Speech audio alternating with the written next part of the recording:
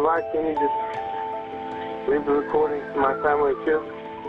Yeah, they're going to get you out, okay? Is it even possible? You don't know. I mean, I know they can get you out. They've done it before.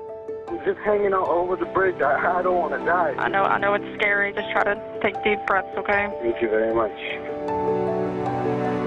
Well, that's the 911 call from a truck driver who was left dangling from an I-65 overpass near the Kennedy Bridge. And that 911 operator is Martyna Wohner. And Louisville Fire spokesperson Donovan Sins also joins us this morning to talk about that rescue. Martyna, can we talk to you first, though? The thing that struck me the most is how you stayed so reassuring through the whole thing. When he started to say to you, what if I die? And you said they are going to get you. How did you have such confidence? Because I knew the fire department could get them out. Yeah. I knew that they would get to them in time. I knew they could do it. What was going through your mind? Did you have a visual idea of what was going on? Actually, I had the TriMark cameras pulled up. We have like 5 screens, so I had the TriMark camera pulled up. So you knew the gravity of the situation. Yeah. I mean, you stayed very calm, but what were you thinking internally? Because I'm sure that was tense. Yeah, I was very scared for him, but I was just going through my mind like, I hope he doesn't fall, but like I knew they could get him.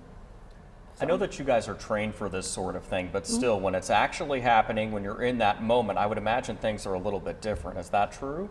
Yes, I did panic a little bit, like on the other side, just getting it up to make sure that they'd get there in time.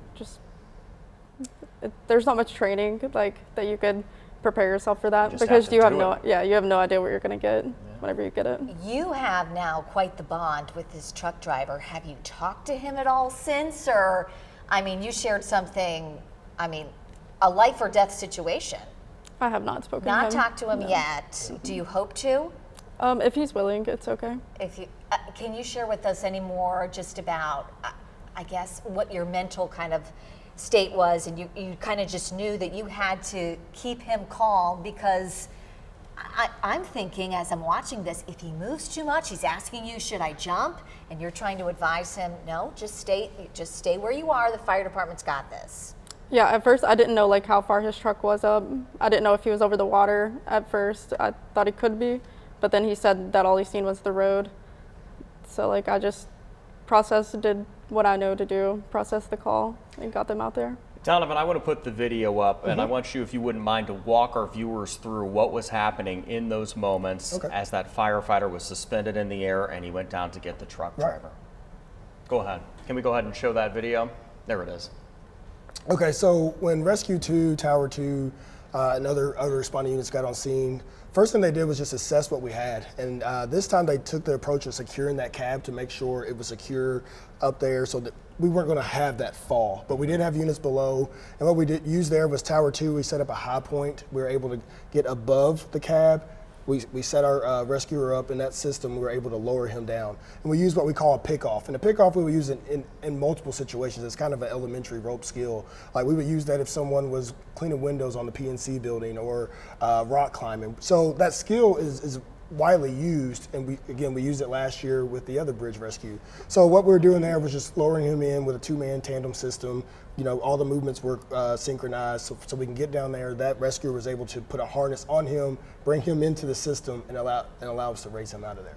What did he say to the firefighter who pulled him out? He was very happy. You know, he was giving thumbs up to the crew on scene and just letting them know that he was okay. And you know, and she was on the call with him all the way until I believe we got into the cab. whole way. And the beautiful part about that is, I know we preach team, but this shows how large our team is. It isn't just Louisville Fire Department. It's one Louisville Metro. You know, you have the call taker, where she did an amazing job all the way through. The dispatcher, who's updating us with information that she's receiving on the phone. Louisville Metro Police Department securing the scene for us, so our scene is safe and we can just go in and do our work. Martyna, when this finally ended, it was all over with. What were you dealing with in that moment? How were you feeling? Relieved. Relieved. Yeah. Honest answer from the fire department. Did you guys say to yourselves, not again? You know, I talked to some of the members too. They were like, this can't be happening again. Right. But you know, they got in their truck and they were ready to do the job. I know when my phone went off, I go, Oh, you're kidding me. So. Well, and yeah. on Derby weekend too, on top of all. Right of it. after all the fun festivities. Well, thank you both for coming in. Yes. We really appreciate it. Thanks for nice having us, talking as to you. always. Thank you. Appreciate it. All right. Jude?